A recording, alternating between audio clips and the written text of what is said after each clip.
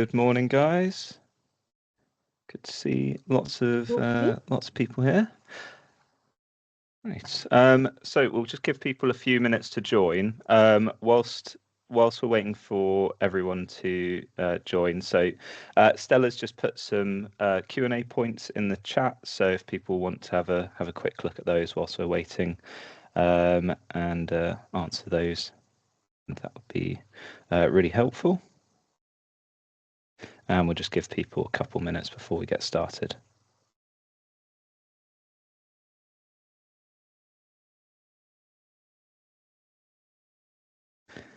So yeah, the questions that should be coming through to you. So essentially, what best describes kind of your current setup at the moment? So what type of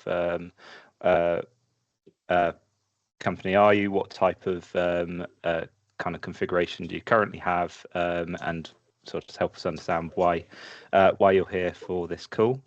It's then also important for us to kind of understand what your biggest reason for considering the migration is. I think that one is probably going to be quite the same for most people there. So with the announcement from Microsoft.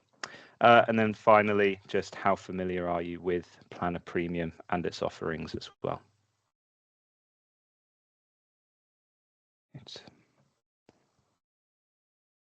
Okay, I think that looks like we've got lots of people that have been able to join now then. So we'll move on then with the presentation. So this is essentially going to be a presentation on just going through the steps of moving from Project Online to Planner Premium. So that's going to be to do with understanding what tool you want to move to, and we'll focus on Planner Premium, and then also understanding the data side of things as well. So configuration of a tool, and then also what data do you want to move into that tool. So today it is myself and Nikita presenting. So from my side, so I'm one of the PPM consultants at CPS. I've been here for around over 5 years now, I think it is, and for the last 3 working specifically on the configuration of Planner and Project Online, and then in the last year or so with more of a focus on that migration from Project Online into Planner Premium as well. Right. And yeah, if I just pass over to Nikita. Hello, I'm Nikita. I'm account manager here at CPS. I came from Microsoft. I've been here for 8 years now at CPS, so I've lived and breathed Microsoft for a fair old while. And a good chunk of my clients are those that we've implemented PPM solutions for previously. So some really good experience in this space, and looking forward to supporting some discussions at the tail end of this session. Thanks, Jack. Right. And I just want to mention earlier, just if anyone's got any questions, please do feel free to put those into the chat. We'll have a few points to ask questions, and I'll go through any of them throughout the call. But yeah, just put any of the questions in the chat, and we'll get around to answering them in the kind of breaks. Right. Okay, so having a look first then at the timeline. So this is going to be essentially why most people are here today and wanting to learn a bit more about this process. It's to do with the retirement of Project Online. So we all know that it's the sales ended on October the 1st, and the tool as a whole is going to be shut down next year in the end of September. So this is all part of a shift from Microsoft away from its legacy tools towards its more integrated solutions that fit in better with things like Teams and Power Automate, and are a lot easier for kind of the overall configuration and any kind of reporting they want to do on it. So migrating, as I'm sure you're aware, does kind of come with its own challenges, but it also comes with opportunities. So this is a really good time to kind of take stock of your current configuration and where it is you want to be in the future.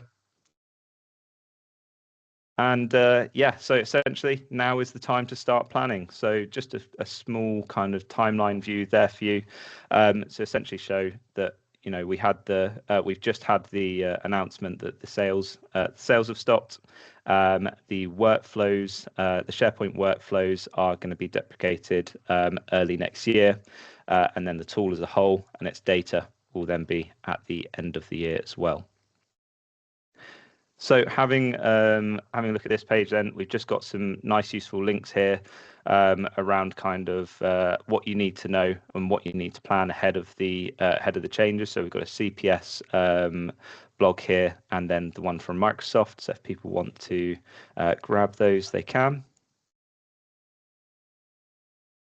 And then moving on to essentially, now we'll go into essentially what you need to start to do and what you need to start to think about for this migration. So before you do anything, before you think about what tool you want to move to, now is a really good time to start to understand your current configuration.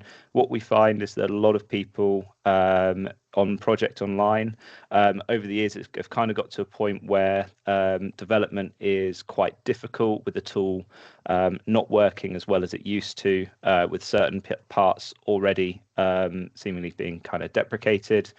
So configuration and changes aren't exactly, people's systems aren't as up to date as where they'd want them to be. So as part of that, then now's a really good time to start looking at doing kind of an in-depth review of your PMO and their maturity and what practices they currently have in progress. It's also important to do a PPM assessment, so start to do a bit of an analysis of your project and portfolio kind of management process and the tools that you're currently using alongside Pole. And just making sure that everything you're doing is aligned with kind of best practices. So when you're moving to a new tool, you're only bringing good over, and you're not bringing any kind of legacy things that you don't want to, that aren't necessarily kind of best practice.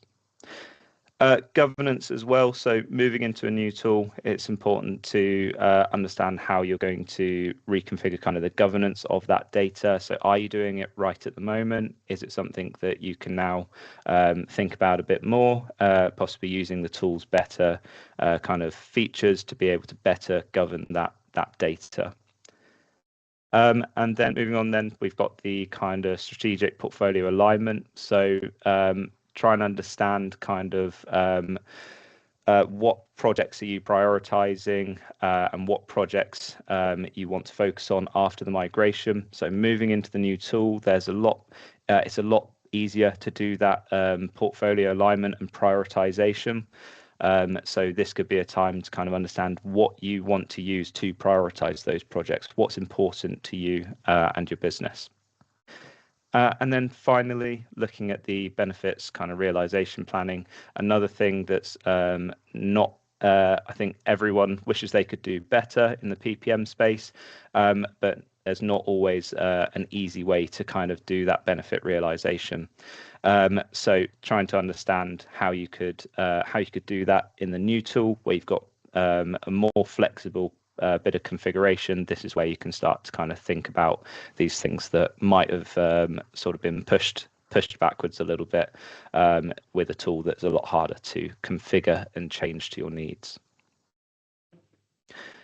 Okay, so looking briefly, then we'll look at some of the options for migration. Obviously, we're going to be focusing on the Planner Premium offering. So Planner Premium, you might have seen the tool where you have access to the schedule.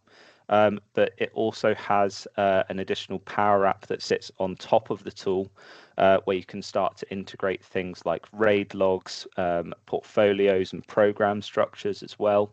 And that's where the CPS accelerator sits as well. So it leverages that Power App to be able to provide kind of that additional customization and automation, and then also support the enhanced reporting as well. So this is really going to be kind of the option for most people are looking at taking.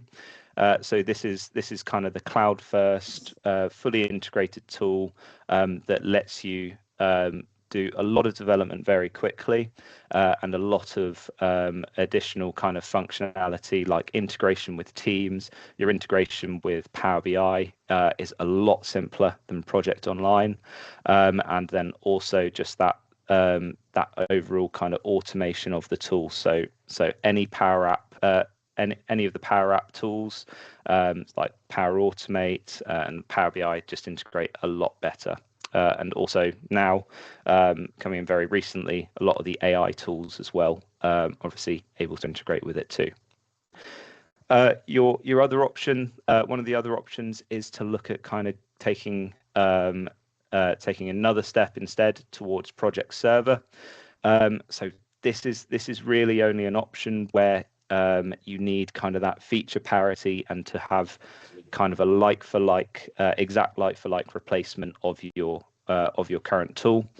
So this is good for large organizations, but you do have to understand that there needs to be the capability internally to be able to then support that kind of legacy infrastructure and servers, and have kind of a team that is happy to kind of maintain that going forwards. And then briefly onto a couple of the other options that we can support with. That would be then the integration with Edison 365. So this is good for kind of that all-in-one innovation and kind of delivery platform, if that's what you need. Something that's fully managed by the vendor, and is quite an easy tool to kind of move onto and use. And then finally, a tool that is for extremely kind of complex deployments. One of the better tools to look at would then be to look at Dynamics 365 project operations. So this is kind of a very project-centric kind of professional services, engineering and consultancies that need very complex kind of financial tracking people's time and expenses, and then also to be able to support kind of billing and invoicing. But this tool is a lot more expensive and requires a lot more configuration than some of the other options. So only kind of is used when it's necessary to move into a tool that kind of complex. Okay, so we'll just take a brief minute then for a few more poll questions that should be coming up in the chat. Whilst we've got those coming through, if anyone's got any questions, I'll just check the chat, see if anything's come through, or if anyone's got any questions they'd like to pop their hand up, then we can go through those. Okay, not seeing anything come through. We will have time for questions at the end, so don't worry if you just want to go through it then as well. Okay. Yeah, good morning. You called me. Oh, sorry, was that do you have a question you wanted to go through? If I can do it. Yeah, of course. Oh, I think we've gone on mute there. If you do have a question, if you want to pop it in the chat, and then we can take a look at it after. Okay, so going into then more detail on the option that we're really focusing on today, being Planner with the Power App, or that you develop kind of completely custom from the ground up, or using, say, the CPS Accelerator. It's important to kind of understand some of those key features that you get and that you can develop yourselves as well. So key parts of that being that you've got your portfolios, Gantt charts, and resource planning that you can do. Plus, you can also, when you start to look at moving just out of Planner and using the Power App as well, that's when you start to be able to have your RAID items like risks, issues, actions, decisions, that kind of thing. Also, understanding what stage your project's in, having project templates as well. So this is something that you don't get out of the box, but can be quite quickly developed, is the ability to template from project templates. And then our CPS Accelerator and the out-of-the-box Power App from Microsoft both have their own kind of quick start to the Power BI side of things, where we've got generic reports that will kind of pull a lot of data out with the more standard configuration.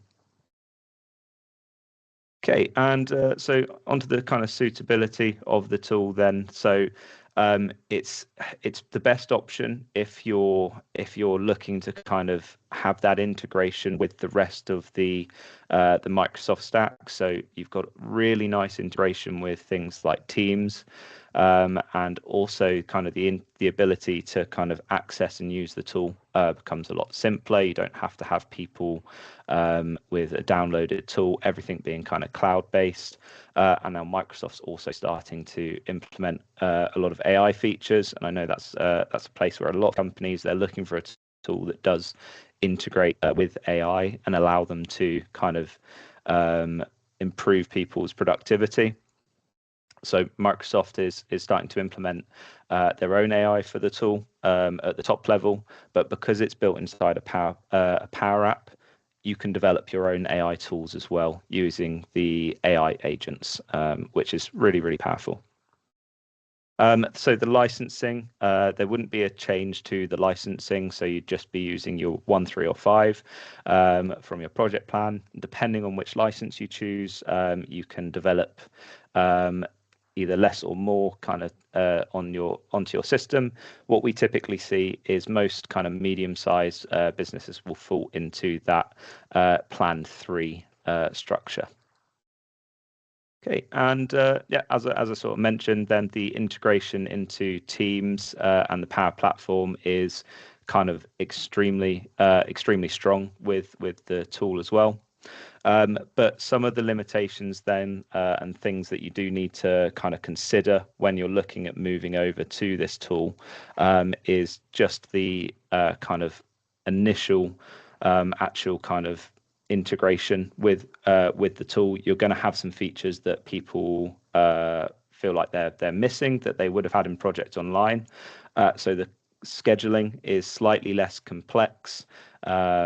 And kind of with that, you don't have things like your earned value, deadlines, or kind of task types in there, and things like fixed work, fixed duration become a little bit more tricky to implement. So you do lose some scheduling features. So it's something to go and look at what you can do at the moment with Planner Premium from the scheduling side of things. If you've got a project license, you'll be able to go to this go to Planner and create a premium project and have a look at what a schedule would look like. And then, so finally, the future kind of availability. This is where Microsoft's going. This is the tool that's going to be supported kind of going forward in the future. And again, is another reason why it's what people should most people will look to move to. Now, after you've kind of got a bit more of an understanding then of the tool that you want to look at moving towards, you can start to then think about what category you and your organization would fall into. So are you do you fall into kind of the small category all the way up to the extra large? So going through this then, would kind of class a small group as a very simple configuration with not too much customization, with less than 50 projects to move, and that's going to be a couple weeks of effort to kind of do that migration process. But moving up through, as you start to go into kind of like the medium-sized deployments where you've got a couple hundred projects in the system, and kind of custom workflows that will need recreating, supported reporting, and any other kind of integrations with other tools, then you're starting to talk around sort of 2 to 3 months of effort. Moving all the way up to kind of like an extra large deployment where you've got thousands of projects with heavy customization, then you could be looking at over 6 months. Now, to put that into a bit of context, then this is the decision you have to make as to kind of what size your business is and where you need to kind of begin the process. I think most people have already started the process, even if they do fall into the smaller categories, because it's better to get these things done sooner rather than later and just leave time for any kind of unforeseen circumstances. But we can see on here that the smaller your organisation, the further to the left you'll sit. But for the further to the right you'll sit. But for those smaller organisations, they can. For the larger organisations, they need to start looking at starting within this year. And for kind of the medium to large, then it will be early next year that you'll need to start looking. As part of this, it's also just important to know you're going to have to spend time likely building out a business case and generating that funding that we needed to do a project like this. Look at your data quality, see what you need to actually bring over, see what can be got rid of, and also kind of prioritization. Do you want to, when you move into this new tool, do you want to just get to a point where you've got an MVP, you've got a tool that works and allows people to do their day job? And then on top of that, you can move into a second phase after everyone's been migrated, and then focus on improving and developing the tool further. And then also just understanding kind of any of the technical kind of constraints that you may have internally or with the tool, and that could change the timing or when you need to start. So these are very much just rough ideas, but every single organization is going to be different. Okay, so to actually migrate the data then, so we've talked a bit around kind of the configuration, but to do that data migration, there's kind of three main paths to do this. You've got the option of using a third-party tool to automate it, like PDS. So there are a lot of these tools out there, and they're very, very useful at kind of cutting down on the migration time. So it will connect to your project online system, and it will connect to your new system, and simply move the data across automatically with a little bit of mapping. So this is if you can do this option, it's usually the best option to do, and it's going to be kind of the fastest, most reliable. You're not you're not kind of exposing yourself to much human error, any risk of human error there, and it should just move everything over for you automatically. That's not always going to be a possibility, though. So for some organizations where you might not be able to connect to third-party tools or tools that might take your data out of your environment, then you might not be able to, it might just fall out of kind of the ability for you to use those things. So then that's where you can start to think of using what we kind of describe as a semi-automated migration. So this would essentially be looking at building out Power Automate tooling to help with that process. So with your extracted projects, looking at using Power Automate to run through that list and automatically pull those in. This process is not as fast as an automated migration, but where a company or an organization is unable to use PDS, or another automated tool, it's the next best option. And then finally onto manual migrations. So this is really best suited then for the smaller organizations who want to migrate a small number of projects. In this case, so in Planner, there is the option to import from an MPP. So that is the project professional file. And so you can import a project quite quickly, but you do have to do them one by one. So this approach, if you do look to go down kind of a manual approach, it can have its benefits of making sure your project managers are owning their data and they feel like they've got that sense of ownership, and they can help with the migration process, or you can look to kind of have an IT team help with that process instead. But it is more time consuming and slower, and with it being entirely manual, does leave you a bit more at risk for any human error kind of to be to occur in there. So this would only really be suitable for those smaller organizations where you don't have as many projects to move. Now, it's also important then, so if you're looking at migrating data, it's also important to understand what data you don't want to migrate. The key things to understand and think about really are, do we need to access this data in the future? So have a think about kind of, do we need it for any historical reporting? Do we need to use these as templates for our new system? And things like lessons learned, do we want to bring those over so that we don't go back to square one, for example? Also for kind of your data compliancy and any legal or auditing purposes, you'll need to think about, do we need these projects to stay alive for another 2 years, even though they've been completed, before we archive that data? And are you 100% happy to have that deleted forever? Once it's gone, it's gone. There's not going to be a way to pull that data back. So even if you just extract the data and put it into a cold storage where it's left and it's not touched, it's not connected to your reporting, but it's there in case you need it. So that sort of brings me on to kind of the next point then. So that's the difference then between archiving the data or deleting the data.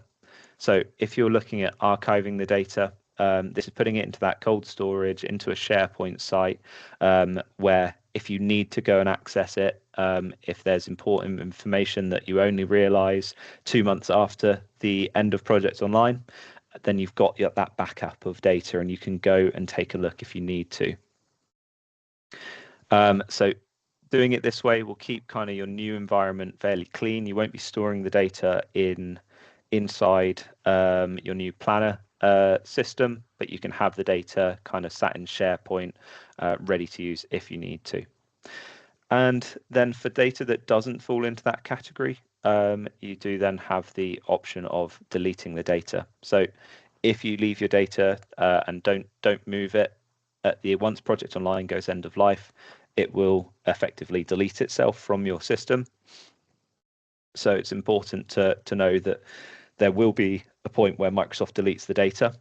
So it's just important to know, do you want to leave that up to Microsoft, or do you want to pull that data out before then and have it ready to be stored? But it could just be that you do have a lot of redundant data and projects you don't need to go back to, and that's where you can use the delete.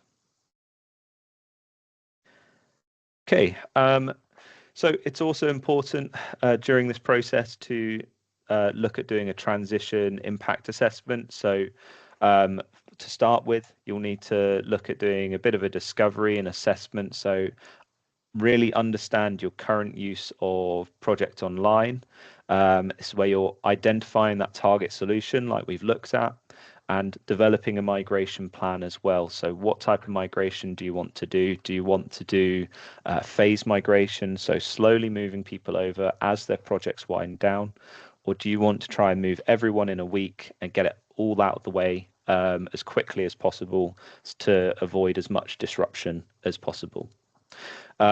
Then also this new tooling as well, it's going to open the door for further customization and integration with your with things like Power Automate and the AI tooling. So just really have a think around what you could use that for in your business. You're moving away from a tool that's become more and more limited with its development that you can do, and you're moving into a tool that massively improves that process. So really think about, maybe not for the first phase, but phase 2, phase 3, what does it look like?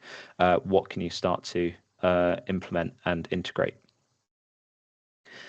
At this point, it's also important to start to bring your stakeholders in and start to understand kind of what they want the future tooling to look like, and understand what processes they're running as well. So what are they doing in the kind of portfolio program and project management space?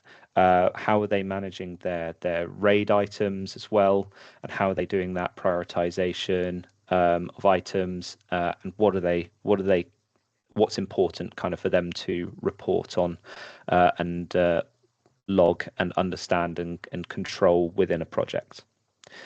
This is then kind of the state where we'd look at kind of doing a workshop with some high-level documentation to give you that information on paper, and this is where you really want to make sure this is all documented.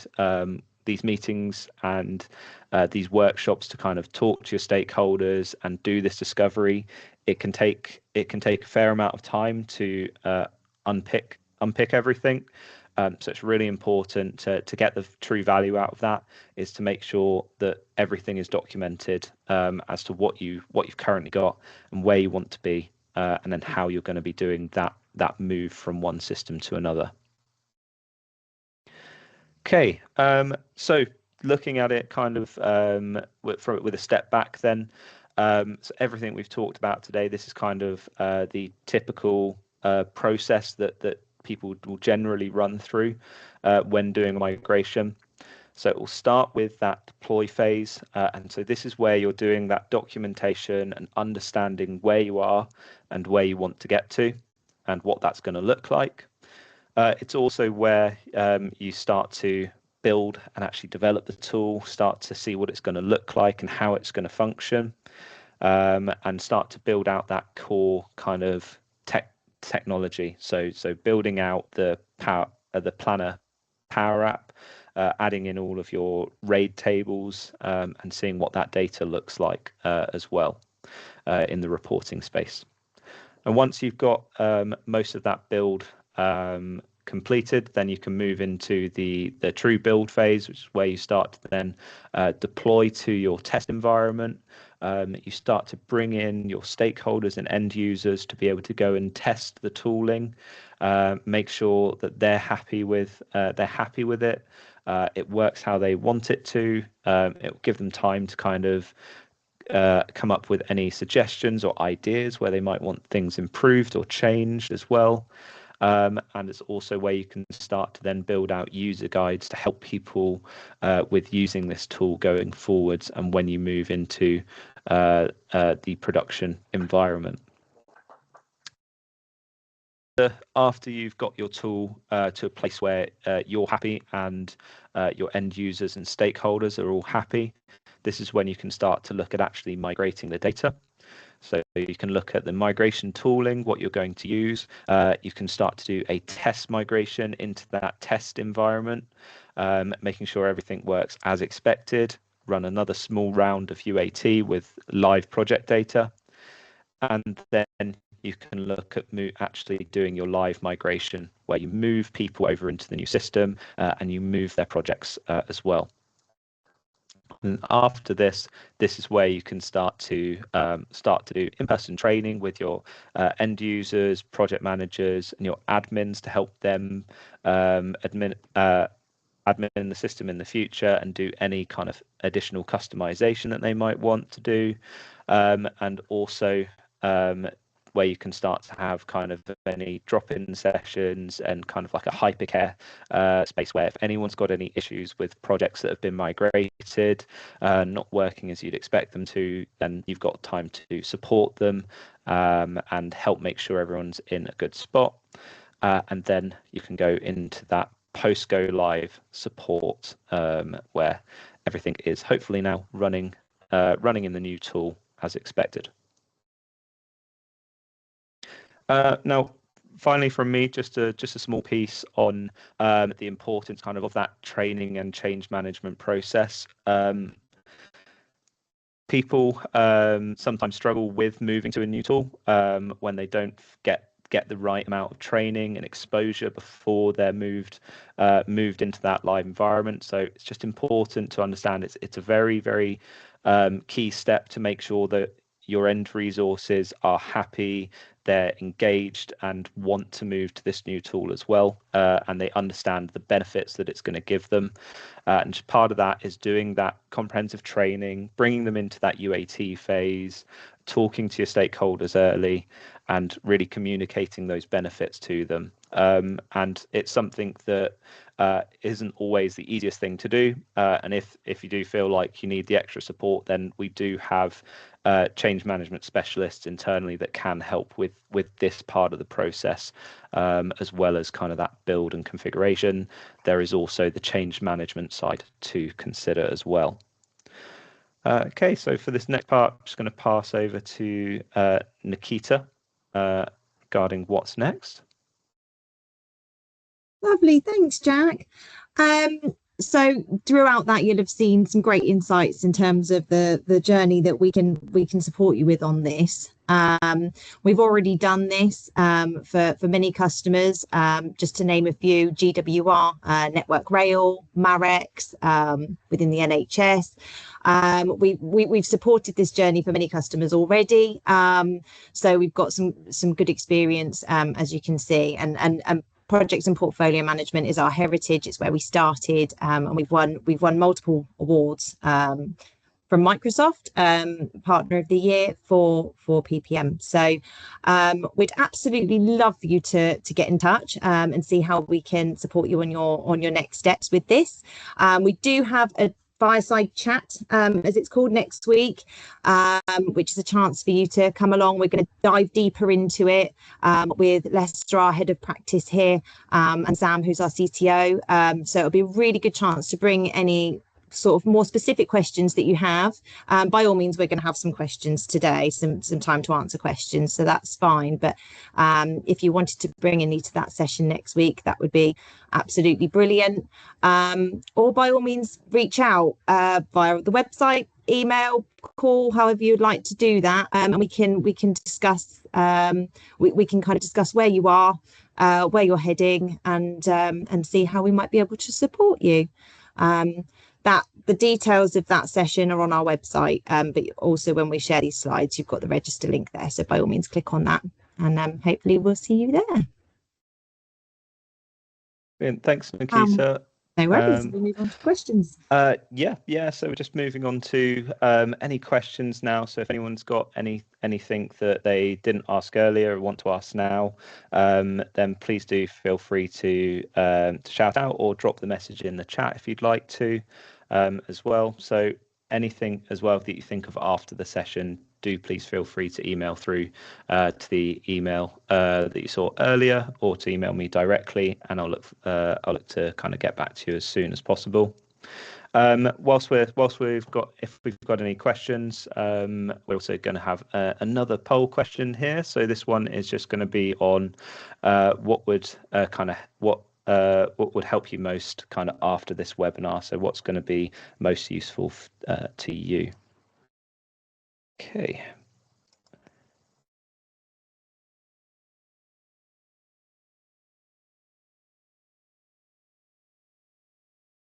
Right, so I'm not seeing any hands up, so that must mean my presentation had absolutely everything in it and answered everyone's questions. If anyone does have anything else after, please do feel free to reach out. I'm more than happy to answer any questions or discuss anything in kind of further detail with you as well. But for now, just want to say sort of thank you to everyone for coming along and taking the time to go through this. Yeah, that's kind of everything from me.